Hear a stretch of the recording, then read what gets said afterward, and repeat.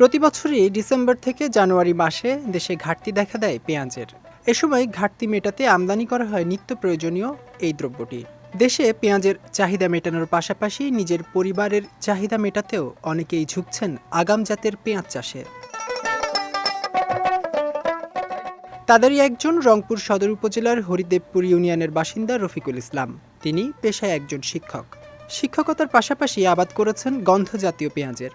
শীতকালীন পেঁয়াজের পাশাপাশি সব ধরনের শীতকালীন সবজি আবাদেও স্বাবলম্বী হয়েছেন তিনি। পেঁয়াজের ঘাটতি মেটাতে নিজে চাষ করার পাশাপাশি অন্যদেরও পেঁয়াজ চাষে উদ্বুদ্ধ করেছেন রফিকুল। আমাদের যদি এখানে দেখা যায় যে পেঁয়াজ রসুন সংকটকালে আমাদের দেশে অনেক চড়া দাম, অন্যান্য অঞ্চলভেদে আবাদগুলো হয়। আমি একটু ব্যতিক্রম সেন্সে যদি এই আবাদগুলো এদিকে যদি আমরা নিয়ে আসি, হয়তোবা সেখানে উৎপাদন বেশি হবে, দেশের চাহিদা মিটবে।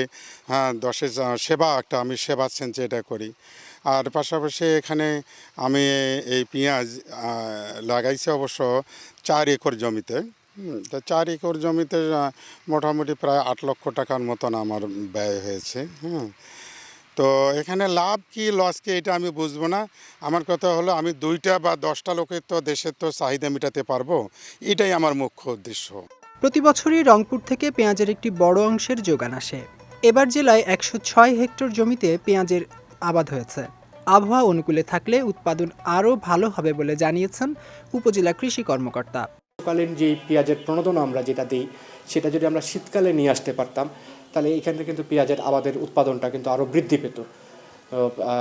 যারা তরুণ উদ্যোক্তা কিংবা যারা বিভিন্ন পেশার সাথে সংশ্লিষ্ট কৃষির সাথে জড়িত আছেন, তাদের প্রত্যেককেই আমরা যখনই এটা আমাদের নজরে আসে, আমরা চেষ্টা করি তাকে সঠিক গাইডলাইনগুলো দেওয়ার এবং এই ফসলটার জন্য যতটুকু ক্রিটিক্যাল যে পয়েন্টগুলো তার জানা দরকার, সেইগুলো সম্বন্ধে তাকে একটা প্রাথমিক ধারণা আমরা দিই এবং সরেজমিনে মাঠে থেকেই তাদের সাথে আমরা সাথে থাকার চেষ্টা করি।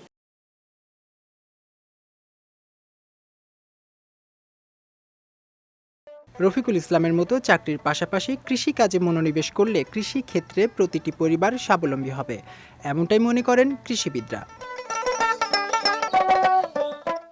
বিজয় টিভি নিউজ ডেস্ক।